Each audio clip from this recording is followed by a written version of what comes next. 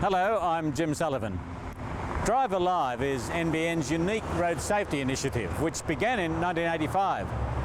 Through practical advice developed in cooperation with crash investigation experts, we continue to show drivers a safer approach to the real-life situations they encounter on the road.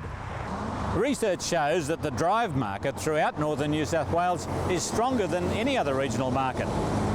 With 1.8 million people, that's a lot of people using our roads.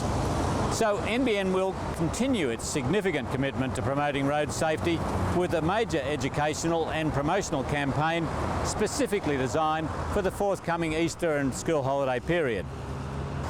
The campaign will run over a one-month period with a series of special reports in our top-rating news and some specially selected Drive Alive spots aimed at the holiday driver. We invite you to join us in this campaign, which we hope will see everyone arrive home safely.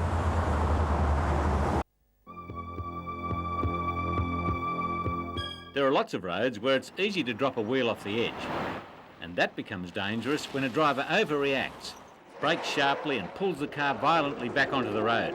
That can start a spin across the road and into other traffic. The correct technique is to stay steady on the steering and just ease the car back onto the road at a gentle angle.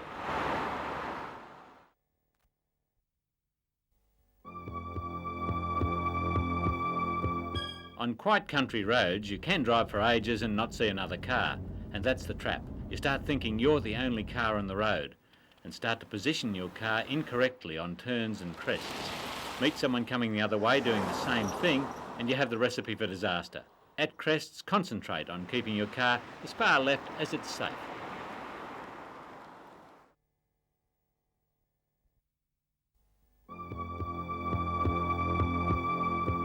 Two things make wet weather driving different. The road has less grip and there's less visibility. So to stay out of trouble, you should give yourself a bigger gap from the vehicle in front so you have the braking distance you need. And you need to adjust your speed on corners to match the lower level of grip. It's obvious a lot of drivers don't make these allowances, and that's all the more reason for you to be clever in the wet.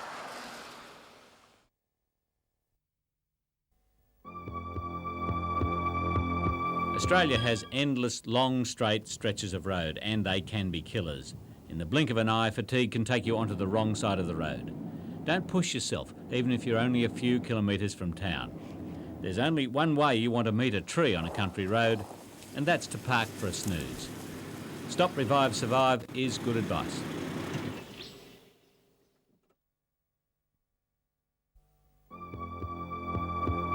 Don't wait until it's wet to find out how your tyres are going. Tread is there to clear away water and keep you in touch with the road surface. But some drivers obviously never consider the consequences of badly worn tyres.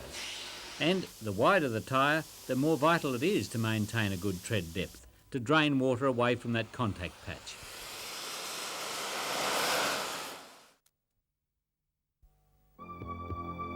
Don't let someone else's mistakes become yours. If you do have a driver that's too close to your rear end, don't be pushed into closing up on the car in front. Instead, increase your gap. If you don't have to stop suddenly, there's less chance you'll be hit from behind. And if you're following someone who's tailgating, again, hang back. Constantly work at keeping a space cushion around you.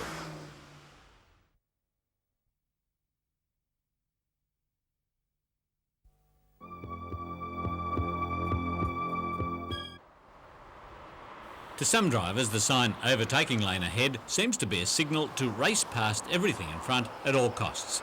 And then the overtaking scrabble over, the same drivers often slow down again in front of the vehicles they've just passed. Use overtaking lanes intelligently. Look out for other drivers and be really wary of the bumper-to-bumper bunching that often happens where lanes merge. It's a danger zone.